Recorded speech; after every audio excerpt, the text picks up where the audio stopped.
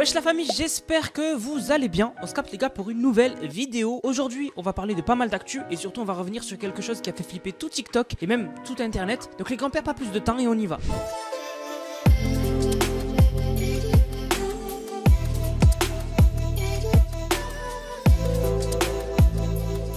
Comme vous le savez, ou vous le savez peut-être pas, MrBeast a lancé enfin le projet qui devait rassembler la plupart des créateurs de contenu du monde. Et en fait, c'est Team Water. Donc en gros, c'est en fait tous les créateurs de contenu qui s'allient pour faire des donations à Team Water, qui a pour but de donner de l'eau à un maximum de personnes dans le monde, de l'eau potable. Et donc là, ils sont en train de faire vraiment une campagne où du coup, ils récoltent un maximum d'argent. Et du coup, MrBeast, il a fait des choses auxquelles on s'attendait pas pour récolter des dons. On a par exemple Kik, qui du coup, on lui ont dit, si tu rejoins notre plateforme, donc la plateforme Kik, donc une plateforme opposée à Twitch, hein, c'est toujours le même système, donc le système de stream, mais quand même c'est une plateforme qui a pas les mêmes valeurs que Twitch et tout. Ben en fait Kik, ils ont dit, si tu rejoins notre plateforme, on fait un don de plusieurs millions. Et MrBeast l'a fait, il a rejoint Kik, et donc Kik a fait un énorme don. Et bref, MrBeast en fait il fait des pieds et des mains pour récolter des dons de partout. Il y a tous les plus gros groupes qui ont fait des dons. On a par exemple YouTube, on a par exemple Google, on a tout le monde. On a tout le monde qui a fait des dons. Et parmi ceux qui ont fait des gros dons, il y a aussi des créateurs de contenu qui sont blindés, hein, comme par exemple XQC,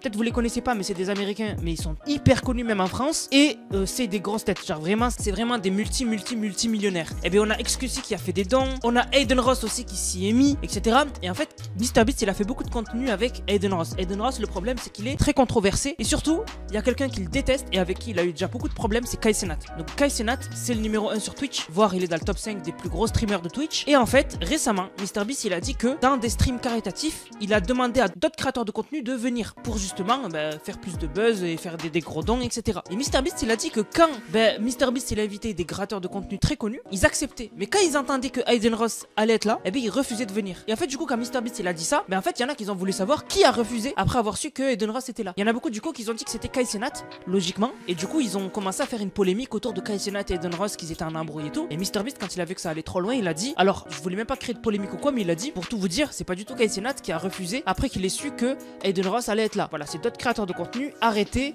de créer des problèmes autour de Kai Cenat, autour d'Aiden Ross, etc. Donc vraiment, c'est un gros truc qui est en train de se passer avec Team Water. D'ailleurs, moi j'avais fait un contenu où du coup j'avais mis le lien pour faire les dons. Mais du coup, quand même, il y a des grosses polémiques parce que il y a des grosses têtes. Et quand il y a des grosses têtes, il y a des grosses embrouilles, tout simplement. Alors j'imagine que vous connaissez Fortnite. C'est un peu le Battle Royale qui, les dernières années, a fait le plus parler de lui. Mais il y a un autre jeu qui fait énormément parler de lui aussi, qui n'est pas exactement pareil que Fortnite, puisque c'est un jeu beaucoup plus bac à sable, où tous les modes de jeu existent, en fait, où la communauté crée leur propre jeu. Et c'est Roblox. Roblox, peut-être vous en avez déjà entendu parler, donc c'est quand même assez connu. Et en fait, Roblox a eu une grosse polémique récemment. Cette polémique, elle concerne un mec qui s'appelle Schlepp. Donc Schlepp, lui, c'est un créateur de contenu autour de Roblox. Mais lui, il s'est spécifié dans la traque des prédateurs sur Roblox. Si vous le savez pas, Roblox, c'est une plateforme où la majorité, c'est des enfants. Et donc, il y a énormément de prédateurs là-bas. C'est-à-dire des adultes qui du coup aiment les enfants. Et du coup, ils les draguent là-bas. Après, ils les ramènent sur d'autres plateformes pour plus tard aller encore plus loin, avoir des photos, etc. Ou même encore organiser des rendez-vous IRL, donc dans la vie réelle. C'est super grave. Et lui, Schlepp, il s'est spécialisé dans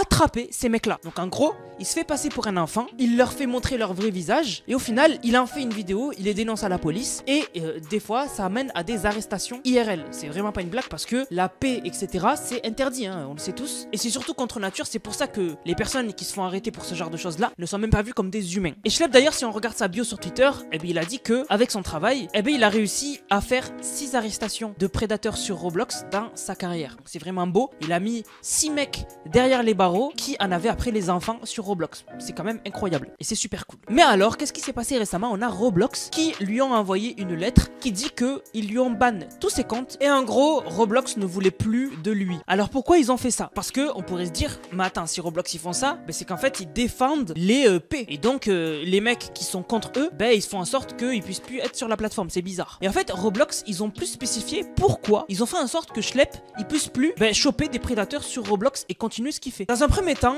Roblox, ils ont dit que la plupart des mecs, comme par exemple Schlep, qui essaient de choper des prédateurs sur Roblox, leur méthode, c'est qu'en gros, ils se font passer pour des mineurs. Ils font des conversations explicites où ils essayent de faire sortir les verres du nez aux mecs. Donc, ils vont avoir des conversations hot, un peu bizarres. Et ensuite, surtout, ils vont essayer de décaler la conversation sur d'autres plateformes. Parce que sur Roblox, tu peux pas trop parler. Mais ils vont essayer d'aller sur Messenger, sur WhatsApp, etc.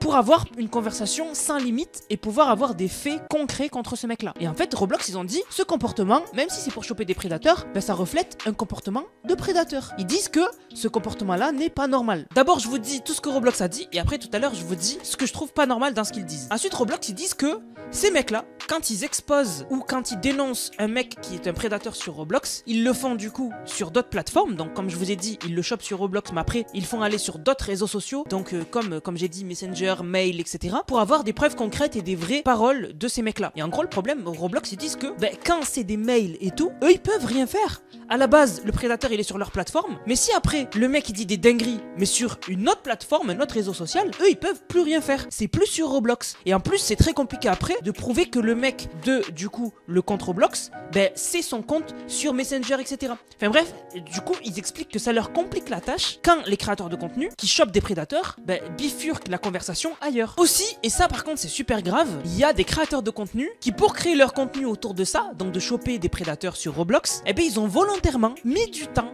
à signaler ce mec parce qu'ils attendaient que leur vidéo sorte. C'est-à-dire que le mec, il trouve un prédateur, d'abord, il va faire sa vidéo. Donc la vidéo, elle va lui prendre 1 jour, 2 jours, 3 jours à faire. Il va sortir la vidéo et c'est que quand il sort la vidéo qu'il va le signaler. Et du coup, Roblox, ils ont dit, entre-temps, le mec, tu lui laisses 1, 2 jours, 3 jours pendant que tu fais ta vidéo. Lui, on l'a toujours pas signalé et donc il continue ce qu'il fait sur Roblox en attendant que tu fasses ta vidéo. C'est un peu hypocrite, c'est un peu bizarre. En fait, Roblox, ils ont dit, nous, si vous trouvez des mecs bizarres, des prédateurs, il faut les report avec le système de Roblox. Il faut pas essayer de faire des vidéos, etc. Parce que du coup, avec tout ce que je vous ai dit précédemment, eux, ça leur convient pas. Alors Schlep, lui, il a répondu, et surtout lui, il a répondu par rapport à ce que Roblox a dit, quand ils disent que quand il se fait passer pour un mineur et qu'il ramène la conversation sur une autre plateforme, c'est un comportement de prédateur. Il a dit que sa méthode, donc de se faire passer pour un mineur, c'est des méthodes qui sont utilisées par d'autres organismes hyper importants, comme par exemple le FBI, la police, où eux, ils vont aussi se faire passer pour un mineur pour attirer des prédateurs de mineurs. Il a dit, je suis pas un prédateur, je suis un mec qui utilise des méthodes pour justement attirer ce genre de mec. Donc c'est pas bizarre. Enfin bref, c'est allé super loin. Mais voilà, Roblox, tout le monde leur a dit, vous devriez laisser Schlep faire ce qu'il a à faire parce qu'il arrive quand même à dévoiler des mecs au grand jour qu'ils auraient pu faire des dingueries à des vrais enfants. Et juste les gens ils disaient, il aurait dû avoir un avertissement comme quoi il y a certains trucs qui fait mal, mais pas l'interdire de continuer ce qu'il fait. Donc voilà. Bon maintenant les gars, on va parler de cette vidéo qui a énormément circulé sur TikTok et qui a fait flipper tout le monde. On y voit un lapin qui a l'air d'avoir des sortes de tentacules au niveau de la tête. Et du coup,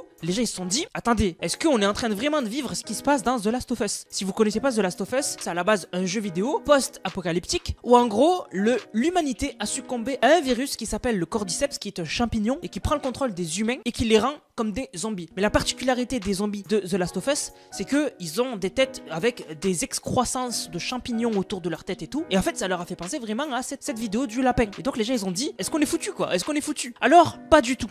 Alors bon, il y en a qui ont appelé ça le virus de Last of Us, mais en fait, c'est le papillomavirus. Donc il attaque les lapins et en gros, sa particularité, c'est qu'il leur fait pousser des excroissances qui ressemblent un peu à des sortes de tentacules, des sortes de grosses verrues. Et en gros, là-bas, c'est juste des excroissances qui du coup causent des problèmes quand ils leur gênent la vision ou quand elles sont autour du nez, qui les empêchent de bien respirer, ou des fois carrément ça peut devenir plus grave. Et en gros, ça peut carrément devenir une forme de cancer très grave de la peau. Mais c'est inoffensif pour l'humain. Voilà, c'est clair et net. Normalement, c'est inoffensif pour l'humain, mais que je vois pas des humains manger ce genre de lapin. Parce que vraiment, on va avoir des ennuis. Non, vraiment, normalement, c'est inoffensif envers l'humain. Mais c'est vrai que c'est impressionnant et ça a l'air vraiment d'être un virus d'une autre planète. Vraiment, quand on voit ces lapins qui ont des grosses excroissances et tout, et vraiment, il y en avait un carrément, toute sa tête, elle est toute noire et tout. Enfin, c'est flippant. Et du coup, cette épidémie, donc de papillomavirus chez les lapins, c'est surtout l'été que ça se développe beaucoup. Donc c'est pour ça qu'il y a des recommandations que l'été, ceux qui sont des propriétaires de lapins, en fait, il faut les enfermer l'été pour pas qu'ils chopent ça. Et le pire quand même, ce qui est flippant, c'est qu'il n'y a aucun remède. Une fois qu'un lapin le chope, il va la garder à vie. C'est flippant. Donc normalement, pas d'inquiétude. Normalement, c'est inoffensif pour l'humain. Mais bon,